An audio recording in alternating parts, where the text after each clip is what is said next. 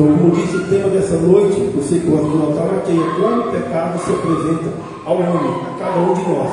É a característica só que nós vamos ver daqui a pouquinho. Versículo 1 começa dizendo que depois destas coisas, então nós temos que entender o que estava acontecendo ali. Quem estava comigo de manhã, eu falei algumas coisas, falei que eu ia tornar a falar algumas coisas que nós vimos aqui essa manhã. O que estava acontecendo é que havia uma guerra que antecedeu o versículo do capítulo 21, onde o rei da Síria, lá de Damasco, o rei Ben-Hadad, mandou dizer a Acabe: olha, o que você tem é meu, todo o seu dinheiro, sua prata, seu ouro, sua mulher, suas crianças, tudo é meu. E ele estava concordando, e ele daria, fazendo esse acordo. E eles estavam cercando ali a Samaria, e depois ele manda dizer: não, isso aí eu estou só te enganando, eu vou entrar aí dentro e vou pegar, entrar na casa de cada um e vou pegar tudo que é de melhor. Então há uma guerra entre o rei aqui, no caso de Acabe, e o rei Ben-Hadad, rei da Síria. E nessa guerra Israel sai vitorioso, e o rei Ben-Hadad se entrega, e Nabote chama ele de irmão, coloca ele para desfilar na cidade, quando ele deveria exterminar. E vai ser justamente esse rei que lá no capítulo 22 vai ordenar a morte de Acabe, vai morrer por causa disso, porque ele poupou a vida desse rei. Então o profeta também fala com o rei de Acabe: olha, você está no capítulo 20, como você poupou a vida do rei Ben-Hadad, você não destruiu o inimigo, a sua vida vai ser no lugar da vida dele, você vai morrer por causa disso, e o seu povo será entregue no lugar do povo dele. Aí ele vem indignado para a sua casa. Eu vou ler o versículo aqui, o último versículo do capítulo 20, que é o versículo 43, que diz: e foi o rei Acabe, o rei de Israel, para a sua casa, desgostoso e indignado, e chegou a Samaria. Então tudo isso estava acontecendo.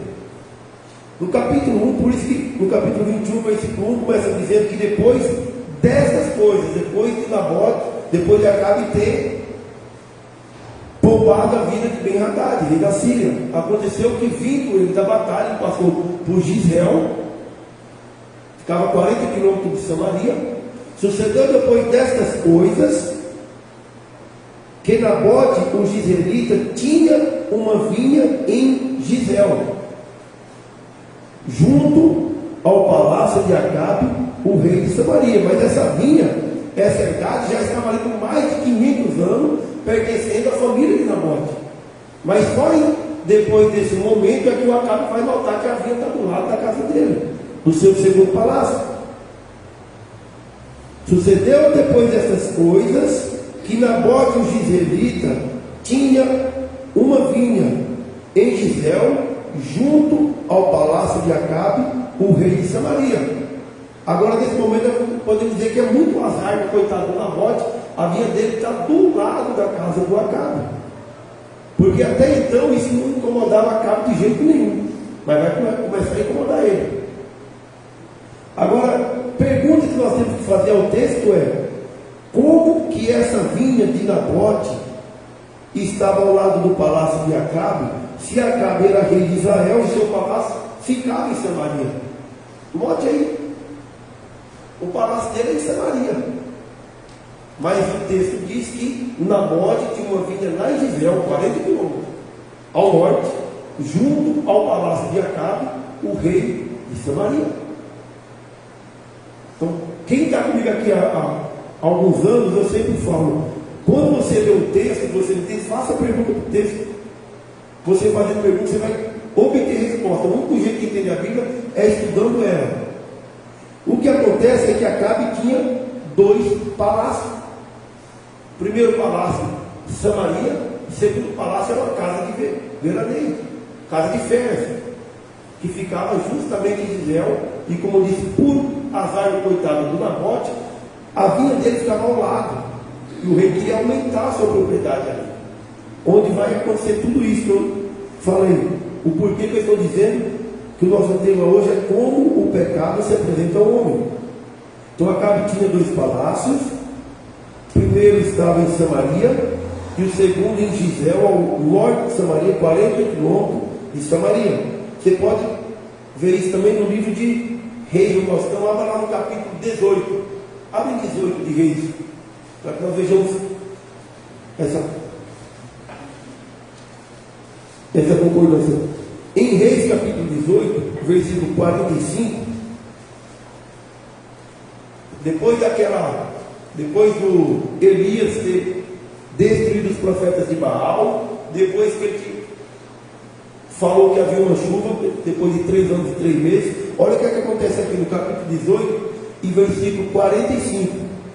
Diz assim, versículo 45 do capítulo 18: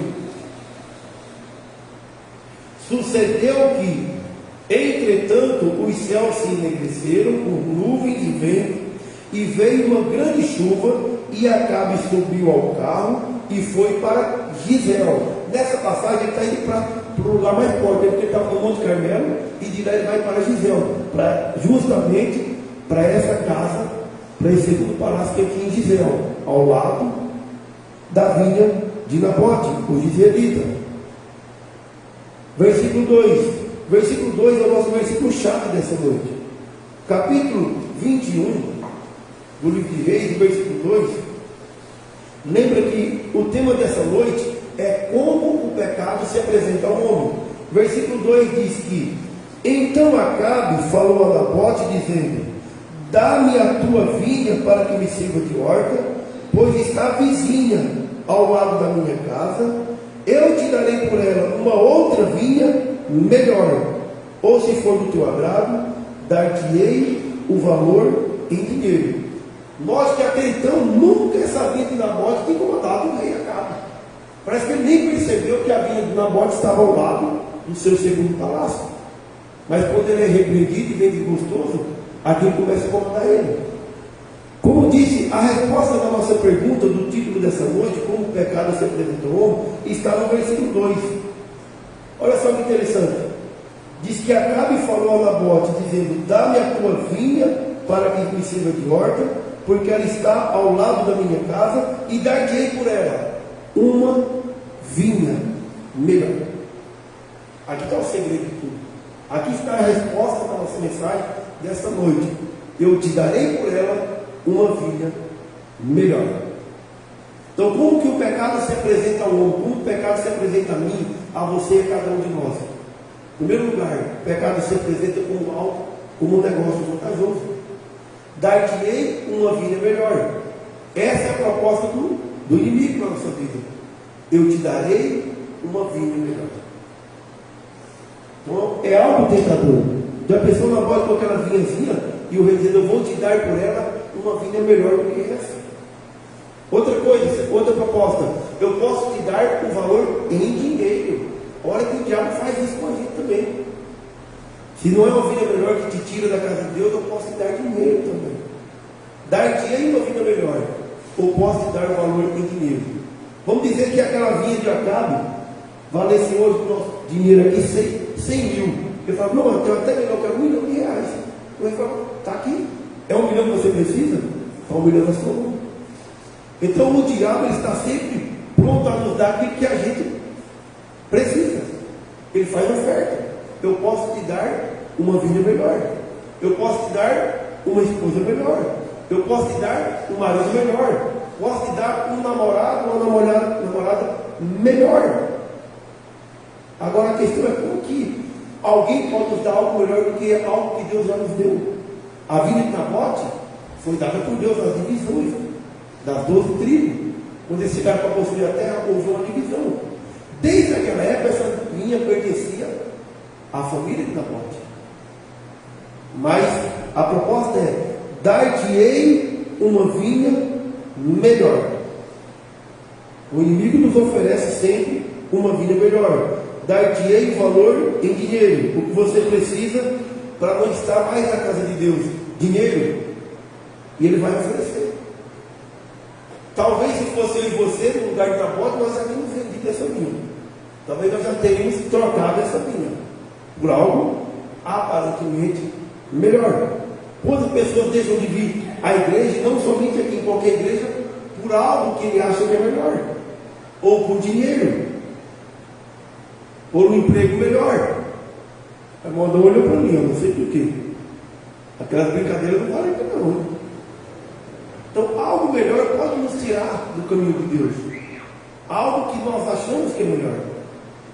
Mas ninguém pode ter nada melhor do que aquilo que Deus já nos deu. Então, a proposta é: dar-te-ei uma vinha melhor, ou posso te dar o valor em dinheiro. Então, o pecado sempre se apresenta, se você estiver notando aí, como o pecado se apresenta como algo vantajoso, como uma oportunidade, como algo que aparentemente, a princípio, pode nos fazer melhor, pode nos trazer grande vantagem. Eu quero que você abra sua Bíblia no livro de Gênesis. Essa passagem é interessante.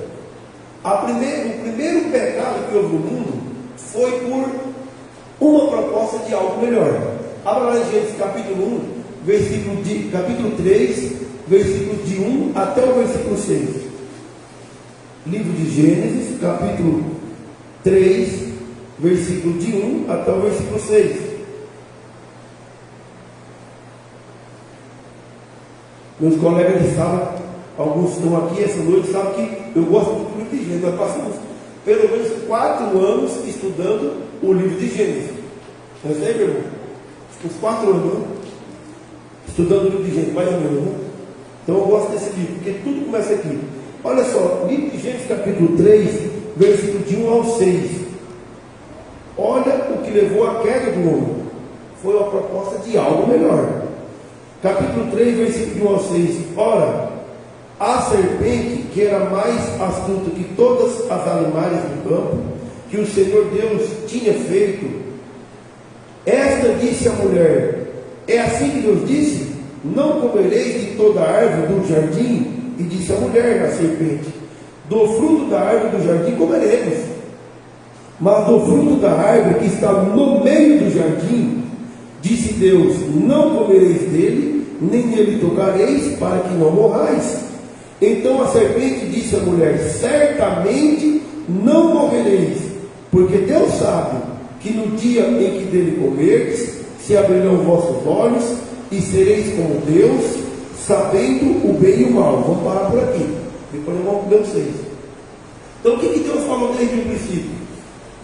Pode comer de tudo, mas se vocês comerem desse fruto, vocês certamente morrerão. Então nós acreditamos que o homem, quando foi colocado no jardim do Éden, ele era eterno. Não se contava sequer. Nós já estamos aqui há alguns anos atrás, que não se contava os anos da vida dele, só se contou a partir da queda. Então ele podia estar ali já há muitos anos. E provavelmente, quando você faz a leitura do livro de Gênesis, a árvore do conhecimento do bem e do mal e a árvore que estava no meio do jardim, que era a árvore da vida, estava uma de frente para a outra. E provavelmente eles almoçavam ali debaixo. E ela nunca teve desejo de tomar desse fruto. E estava ali há muitos anos. Agora olha que interessante, no versículo 4 é dito o seguinte: então a serpente disse à mulher: certamente não morrereis. Deus disse: vocês morrerão. A serpente disse: não, vocês não vão morrer. Outra coisa, não somente isso, eu tenho algo melhor ainda para falar com vocês. Além de vocês morrerem, sabe o que vai acontecer? Versículo 5: Deus sabe que no dia em que dele comeres, se abrirão os vossos olhos e sereis como. Vocês vão ser igualzinhos a Deus. O homem já tinha sido criado à imagem e semelhança de Deus. Olha que, como eu estou dizendo, já fazia um bom tempo que ela sabia daquele fruto, que provavelmente eles almoçavam ali embaixo, mas ela nunca se sentiu tentada a provar do fruto, a não ser quando houve essa proposta. Um negócio vantajoso, né? Sereis como Deus. Já pensou? Vocês serão como Deus, vocês vão saber sobre o bem e sobre o mal. Até então ela só conhecia o bem, não tinha nada melhor do que você conhecer o bem. Mas quando ela ouviu: se vocês comerem, vocês não morrerão e ainda serão como Deus, olha o que diz no versículo 6: viu então a mulher que aquela árvore era boa. Mas calma lá, até então ela não tinha visto que a árvore era boa. Quando Deus falou: vocês não podem comer, ela pensou: eu vou comer porque esse negócio aqui é bom demais. Ela não viu que a árvore era boa. Agora, quando tem uma proposta, um negócio vantajoso, que como eu disse, o pecado sempre se apresenta como algo vantajoso, aí não é que ela viu que a árvore era boa. Até então não tinha visto. Viu então a mulher que aquela árvore ela era boa para se comer. Até então ela não tinha visto isso.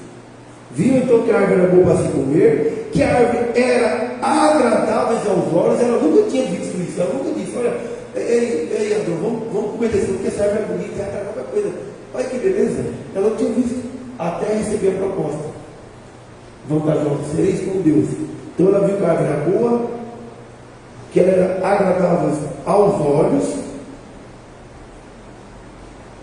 agradável para dar entendimento. Ela tomou do fruto e comeu, e deu também ao seu marido, e ele comeu com ela. Então como é que o pecado se apresenta?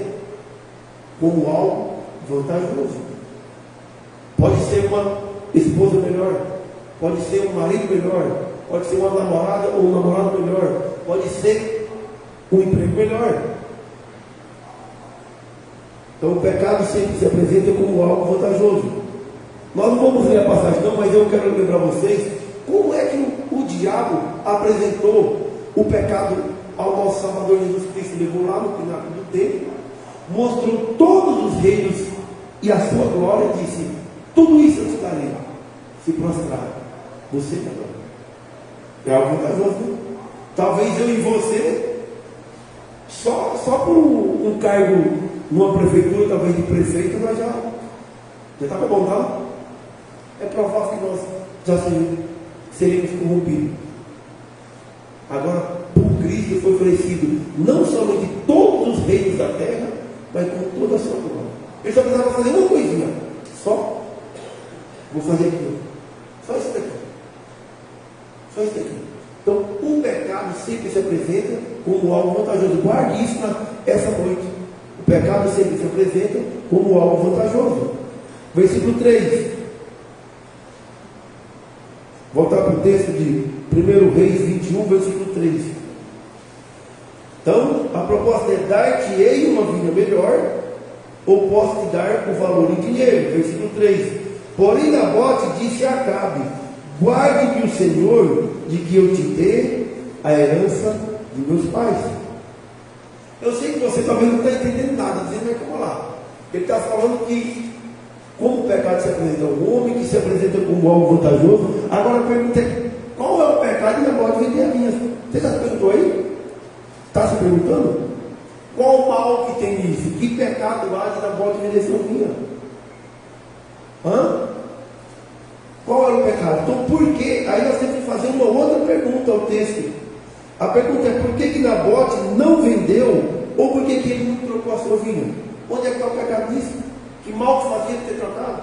Que mal fazia de ter vendido? Podia trocar por uma melhor e maior. Podia pegar os valores em dinheiro e comprar uma outra vinha melhor onde ele quisesse.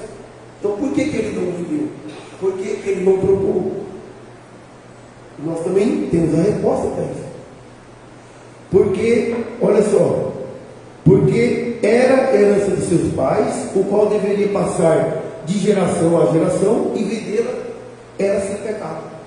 Tinha uma ordem que proibia, e ele conhecia essa ordem. Desde quando Deus tirou o povo dele do Egito, da escravidão, nós estamos estudando isso domingo de manhã, sobre o escravidão, depois vamos ver outro. Quem está comigo domingo de manhã sabe disso. Havia uma ordem que proibia que aquela terra fosse vendida, que aquela terra passasse de uma tribo a outra tribo. Então por isso que Nabote diz: então Deus me guarde, Deus me livre, eu vou guardar a minha vida. Abra sua Bíblia aí no livro de Êxodo, capítulo 19, versículo 5. Êxodo 19, versículo 5. Vamos lá. Livro de Êxodo 19 e versículo 5.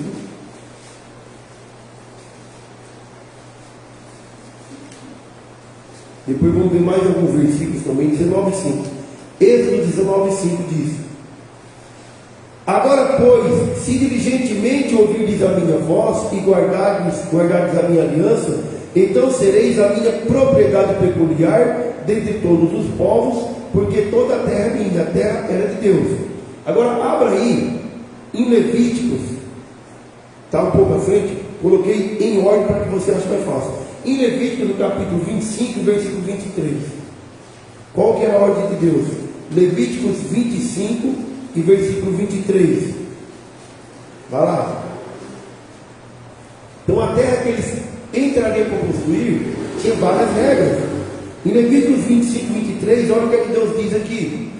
Também a terra, isso eles nem estavam na terra ainda quando Deus deu essa ordem. Também a terra, ela não se venderá em perpetuidade, porque a terra, ela é minha, pois vós sois peregrinos e forasteiros comigo. A terra que vocês vão possuir, vocês não podem vender. A terra pertence a mim. Abra aí também no livro de Números, é só discorrer um pouco para frente. Livro de Números, capítulo 36.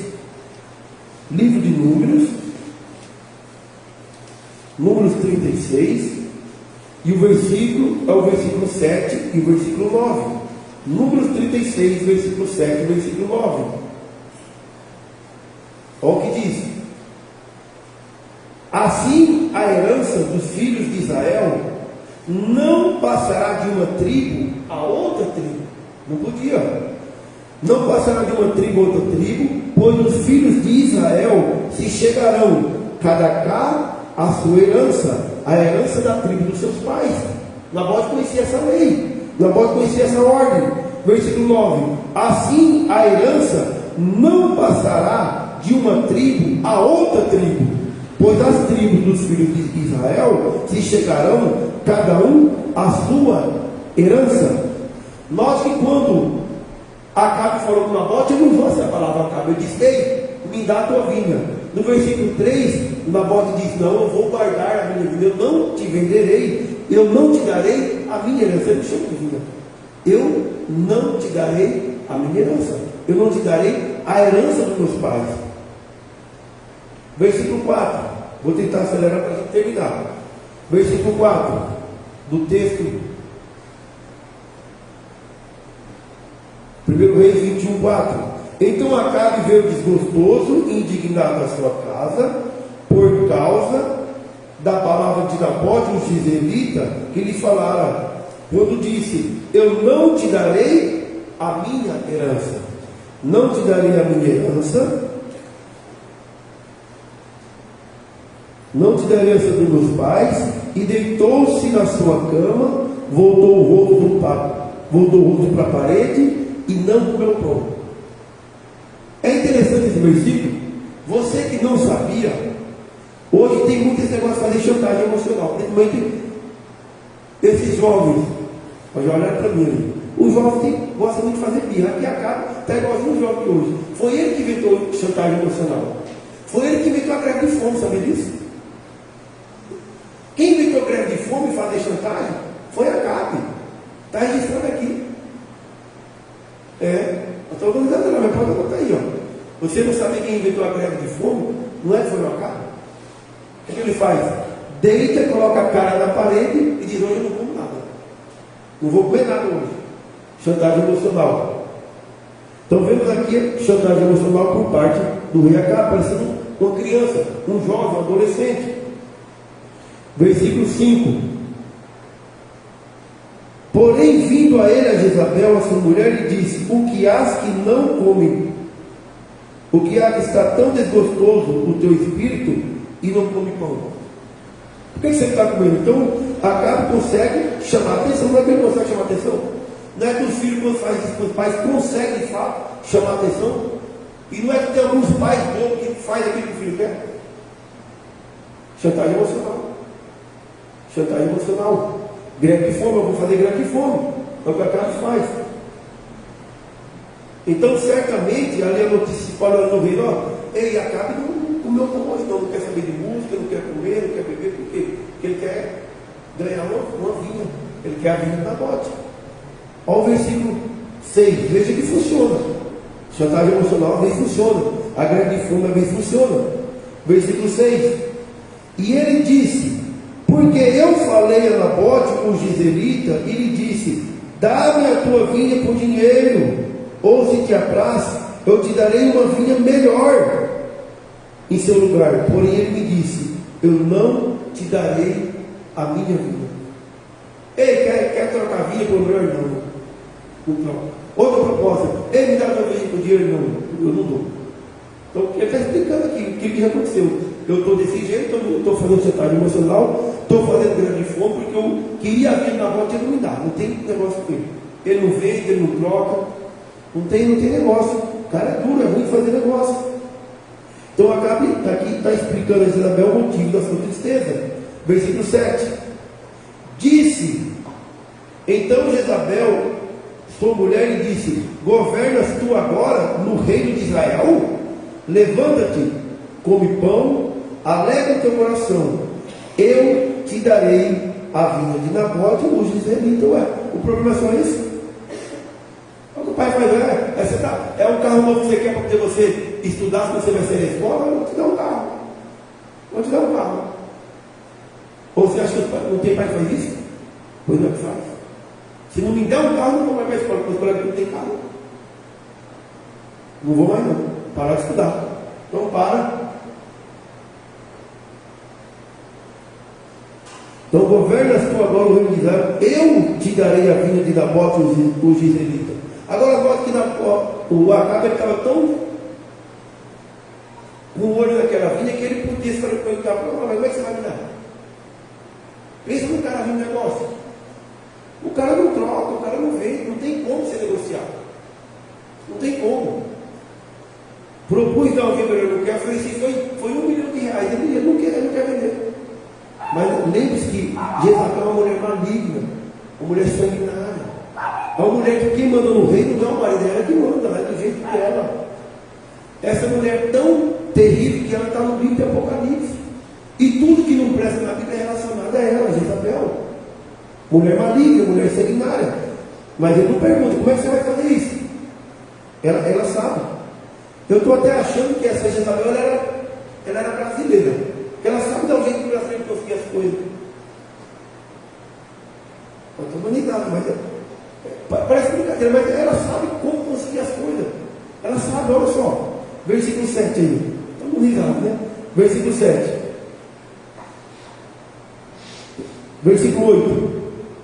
Então escreveu cartas em nome de Acabe, e as selou com seu sinete, com seu anel, com seu carimbo, e mandou as cartas aos anciãos e aos nobres que havia na sua cidade e habitava com ele, com Nabote. Então ele escreveu carta e mandou para os anciãos, para os principais da cidade. Então Jezabel sabia que Nabote ele não negociaria. Veja que ela não vai tentar nenhum negócio. O Acabe tentou. Jezabel disse comigo: eu vou dar aquele jeito brasileiro. Eu não vou atrás dele, eu sei como é que eu vou fazer. Escreveu cartas para os anciãos, os principais da cidade. Então Jezabel sabia que Nabote não vendia, não negociaria a sua vinha, mas para conseguir a sua vinha, ela acusou falsamente para com isso executá-lo e tomar sua vinha. Versículo 9. E escreveu umas cartas dizendo: apregoai um jejum e ponde Nabote em fronte do povo. Ela vai usar todos os meios legais que a lei dá para ela. Não é que essa infeliz conhecia, e vai dar o jeitinho dela. Ela diz: vamos fazer o seguinte, vamos proclamar um jejum. Tinha muito isso naquela época. O jejum naquela época, a proclamação do jejum era quando, o uso dele é quando uma nação, quando um povo estava em transgressão, quando estava em pecado, então proclamava-se um jejum. E ela usa esse artifício. Abra sua Bíblia aí no livro de Juízes, capítulo 20, abra lá. Juízes, capítulo 20. Está lá depois do livro de Josué. Juízes, capítulo 20. Deixa eu abrir lá também. Juízes, capítulo 20 e versículo 26. Juízes 20, 26. 20 e versículo 26, que diz: então todos os filhos de Israel e todo o povo subiram e vieram a Betel e choraram, e estiveram ali perante o Senhor, e jejuaram aquele dia até a tarde, ofereceram holocaustos e ofertas pacíficas perante o Senhor. Então, quando uma nação estava em transgressão, proclamava-se um jejum. Jezabel sabia disso. Abra também 1 Samuel capítulo 7, é os meios que ela tem para usar. 1 Samuel capítulo 7, versículos 5 e versículo 6. 1 Samuel 7, 5 e 6. Diz assim, versículo 5 e versículo 6. Disse mais Samuel: congregai a todo o Israel em Mispá, e eu orarei por vós ao Senhor. Congregaram-se em Mispá, tiraram água, derramaram perante o Senhor, jejuaram aquele dia e disseram ali: pecamos contra o Senhor. E julgava Samuel os filhos de Israel em Mispá. Ela disse: vamos proclamar um jejum. Abra lá também no livro de Jonas. Livro de Jonas. Hoje tivemos uma mensagem de manhã pelo aço, no livro de Jonas. No livro de Jonas aí, capítulo 3. Livro de Jonas, capítulo 3. Capítulo 3 do livro de Jonas, versículo 7 e versículo 9. Diz assim, Jonas 3, 7 e 9.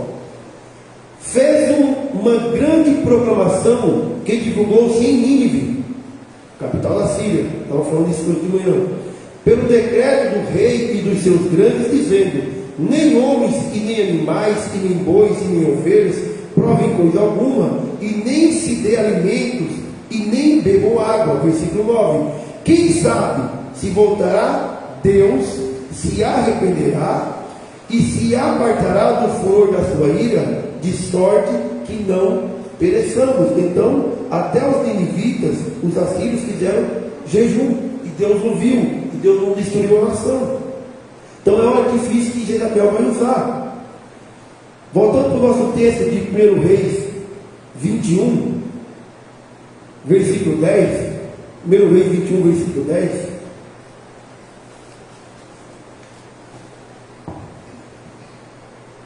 Diz assim: ponde de fronte dele 2 homens, filhos de Belial, que testemunhem contra ele, contra Nabote, dizendo: blasfemaste contra Deus e contra o rei, trazei-o fora da cidade, apedrejai-o para que morra. Como disse Jezabel, sabia dar o jeito dela, e ela conhecia das leis também. Ela conhecia. Olha o que ela diz. Ela vai falar sobre 2 testemunhas. Versículo 10, ela diz: ponte de fronte dele 2 testemunhas, que testemunhem contra ele. Então Jezabel, para acusar Nabote, ela usa 2 falsas testemunhas para acusá-lo falsamente, e para condenar alguém era necessário o testemunho de 2 ou 3 pessoas. Ela conhecia. Ela dizia: nós precisamos pelo menos 2 para matar Nabote, pelo menos 2. Olha o que aqui diz a lei. Abra sua Bíblia em Números 35, lá depois de Levíticos. Números 35. Vamos lá. Ela vai usar meios legais, ela conhece a lei. Como disse, ela sabe dar o jeitinho brasileiro dela. Números capítulo 35, versículo ao versículo de número 30. Números 35, 30. De que diz? Diz o seguinte: todo aquele que matar alguma pessoa, conforme depoimento de testemunha, será morto. Mas uma só testemunha contra alguém, não testemunhar contra alguém para que morra. Então ela sabe disso. Ela está usando a lei. Precisa de 2 testemunhas. Abra sua Bíblia também em Deuteronômio. Vá lá em Deuteronômio. Está um pouco à frente aí. Deuteronômio capítulo 17. Deuteronômio capítulo 17, versículos 5 e 6. 17, versículo 5 e versículo número 6. Diz o seguinte: tirarás o homem ou mulher que fez este malefício às tuas portas, e o apedrejará o tal homem ou mulher até que morra. Por boca de 2 testemunhas, ou por boca de 3 testemunhas, será morto o que houver de morrer. Por boca de uma só testemunha, ele não morrerá. Ela conhecia, como disse. Aí em Deuteronômio capítulo 19, vá para o capítulo 19 e o versículo de número 15. Deuteronômio 19, 15. Diz assim: uma só testemunha contra alguém não se levantará por qualquer iniquidade, ou por qualquer pecado, seja ele qual for, que cometeu pela boca de 2 testemunhas ou pela boca de 3 testemunhas, se estabelecerá o fato. Ela conhecia disso. Agora pede 2 testemunhas. Agora o argumento que ela vai usar, a acusação. Não era só ter testemunha, tinha que ter a acusação correta. Não adianta acusar por qualquer coisa. E ela conhecia. Olha qual que é a acusação que ela faz, versículo 10. Vamos voltar lá. 1 Reis 21, versículo 10. Blasfemaste contra Deus e contra o rei. Ela sabe usar. Blasfemaste contra Deus e contra o rei. Ela sabia o resultado que dava nessa acusação. Morte por apedrejamento. Vocês vão levar para fora, vocês vão apedrejar para que ele morra. Era morte pelo apedrejamento. A acusação é blasfemaste contra Deus e contra o rei. Então a blasfêmia contra Deus tinha como resultado a morte pelo apedrejamento. Abra lá em Êxodo capítulo 22. Eu vou acelerar um pouco aqui para nós não atrasarmos. Êxodo 22, e é porque em casa eu já cortei uma parte, tá? Êxodo capítulo 22, vamos lá. Livro de Êxodo, capítulo 22. A acusação é blasfemaste contra Deus e contra o rei. Levai-o fora para que o apedrejai e que ele morra. Êxodo capítulo 22, versículo 28. Vamos lá. Êxodo 22, 28 diz: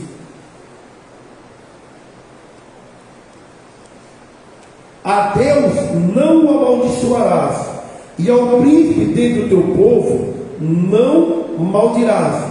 Então não podia falar mal de Deus e nem do príncipe. Agora abra aí em Levíticos 24. Em Levíticos 24, versículo de 10 a 16. Depois de Êxodo vem Levítico. Levítico 24, de 10 a 16.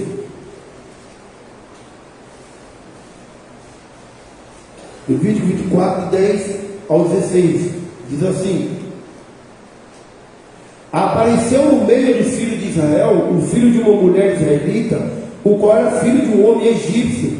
O filho da mulher israelita e o homem israelita discutiram no arraial. Então o filho da mulher israelita blasfemou o nome do Senhor e o amaldiçoou. Por isso trouxeram a Moisés. O nome da sua mãe era Silomite, filha de Dibre, da tribo de Dan. E eles o puseram na prisão, até que a vontade do Senhor lhe pudesse ser declarada. E falou o Senhor a Moisés, dizendo: tira o que tem blasfemado para fora do arraial, e todos os que ouviram porão as suas mãos sobre a sua cabeça. Então toda a congregação o apedrejará. E aos filhos de Israel falará, dizendo: qualquer que amaldiçoar o nome do seu Deus levará sobre si o seu pecado, e aquele que blasfemar o nome do Senhor certamente morrerá. Toda a congregação certamente o apedrejará, assim o estrangeiro como o natural, blasfemando o nome do Senhor, será morto. Então era importante ela usar essa acusação. Olha, aquele tal de Nabote, ele blasfemou contra Deus e contra o rei. Ele tem que ser morto, ele tem que ser apedrejado. Versículo 11. Vamos lá para o nosso texto, versículo 11. Os homens da sua cidade e os anciãos, os nobres que habitavam na sua cidade, fizeram como Jezabel lhe ordenara, conforme estava escrito nas cartas que lhe mandaram. Vamos fazer exatamente como ela pede. Então vieram 2 homens, 2 filhos de Belial, puseram-se defronte dele. E os homens filhos de Belial testemunharam contra ele, contra Nabote, dizendo perante o povo: Nabote blasfemou contra Deus e contra o rei. E o levaram fora da cidade, e o apedrejaram, e morreu. Então, e apedrejaram e morreu.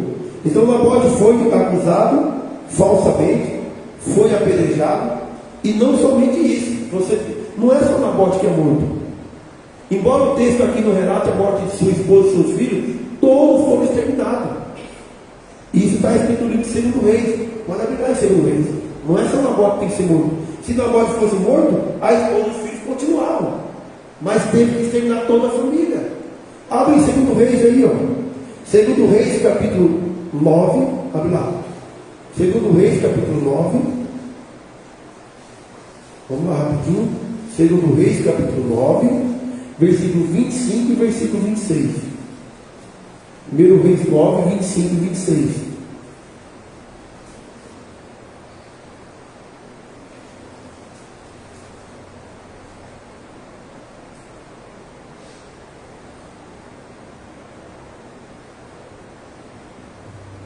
Ver se está certo a referência, né?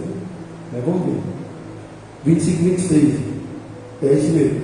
Diz assim, versículo 25: Então Jeú disse a Bidicar, o seu capitão: Toma-o e lança-o no pedaço do campo de Nabote, o Jezreelita, porque tu lembra de que indo eu e tu, nós estávamos juntos a cavalo, após o seu pai Acabe, e o Senhor pôs sobre ele esta sentença, dizendo: Por certo, eu vi ontem à tarde o sangue de Nabote e o sangue de seus filhos, diz o Senhor, neste mesmo campo que retribuirei, diz o Senhor. Agora, pois, tomam e lançam nesse campo, conforme a palavra do Senhor.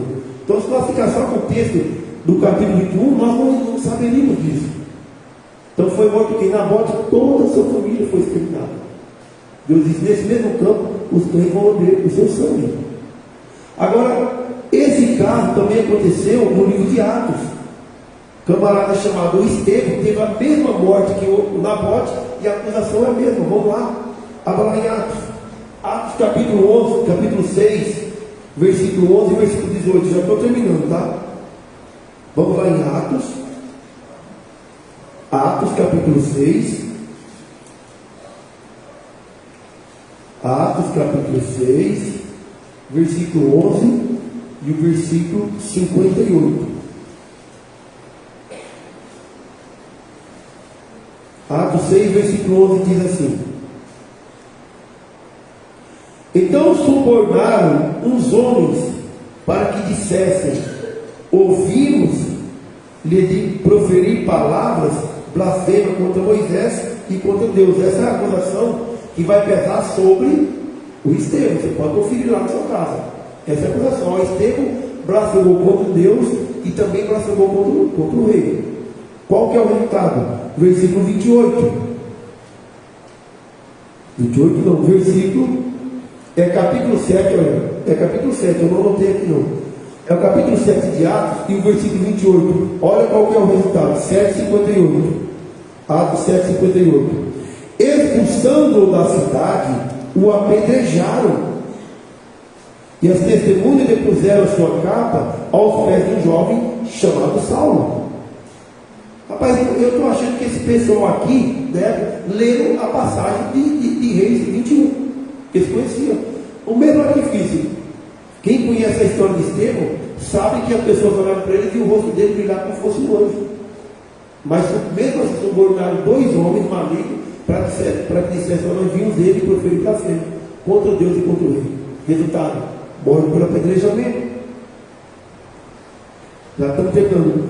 Abra lá em voltando para o nosso texto, capítulo 21, versículo 19. Capítulo 21 de 1 Reis. Capítulo 21, versículo 19. Me desculpe por estar passando o tempo. Capítulo 21, versículo 19, diz o seguinte.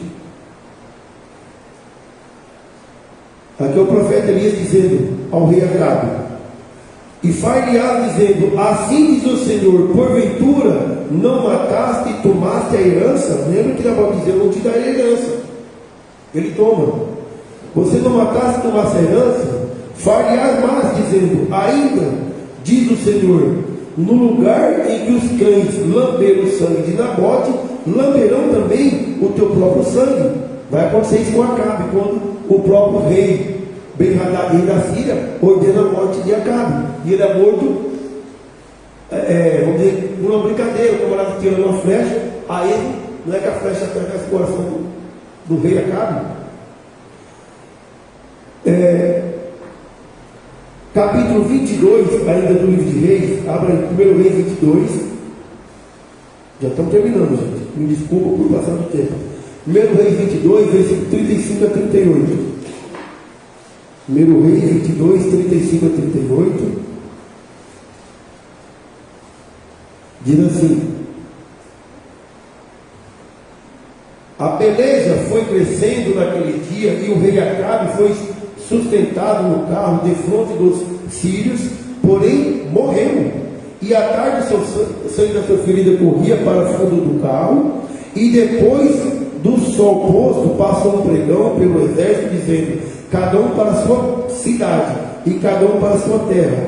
E morreu o rei Acabe, e o levaram a Samaria, e o sepultaram o rei de Samaria. E lavando-se o carro no tanque de Samaria, os cães lamberam o sangue de Nabote, conforme a palavra que o Senhor tinha dito.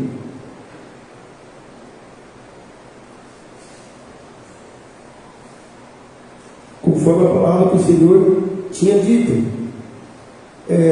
Capítulo 21, versículo 23. Volte lá no 21, 23. 21, 23. Ali foi Nabote, mas para Jezabel também tem uma palavra para ela aqui, para Jezabel. Capítulo 21, versículo 23. A palavra para Jezabel é esta: também acerca de Jezabel falou o Senhor, dizendo: os cães comerão a Jezabel junto ao antemuro de Gisel. Isso vai acontecer no tempo de Jeú, do rei Jeú. Segundo Reis 9.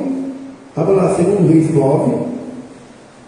Vou só nessa passagem rapidinho, para a gente encerrar. Segundo Reis, capítulo 9, versículo de 31 a 37. Segundo Reis 9, de 31 a 37. Diz assim: entrando Jeú pelas portas, disse ela: Jezabel, teve pai filho que matou o seu senhor? E levantou ele o rosto para a janela e disse: quem aí é comigo? Quem? E 2 ou 3 eunucos olharam para ele. Então disse ele: lançai-a daí abaixo. Lançaram-a abaixo e foram salpicados com seu sangue a parede e os cavalos, e Jeú atropelou, passou por cima dela. Entrando ele e havendo comido e bebido, disse: olhai por aquela maldita e sepultai-a, porque ela é filha de rei. E foram para sepultar, porém não acharam dela senão somente a caveira, os pés e as palmas da mão. Então falaram e lhe fizeram saber. A ele disse: esta é a palavra que o Senhor falou pelo ministério de Elias o tisbita, o seu servo, dizendo: no pedaço do campo de Gisel os cães comerão a carne de Jezabel, e o cadáver de Jezabel será como esterco sobre o campo, na herdade de Gisel, de modo que não se possa dizer: esta é a Jezabel. Então, só para levarmos como o pecado se apresenta ao homem, sempre como algo vantajoso. O que Nabote faz? Ele guarda a sua vinha. Então eu quero dizer a todos essa noite que a obrigação que nós temos é de guardar a nossa vinha. Nabote disse: Deus me guarde de que eu te dê a minha vinha. Eu vou guardar a minha vinha. Então eu quero guardar a minha vinha. Eu quero que todos essa noite saiam daqui sabendo que o pecado sempre se apresenta como algo vantajoso e que cada um de nós tem por obrigação guardar a sua vida.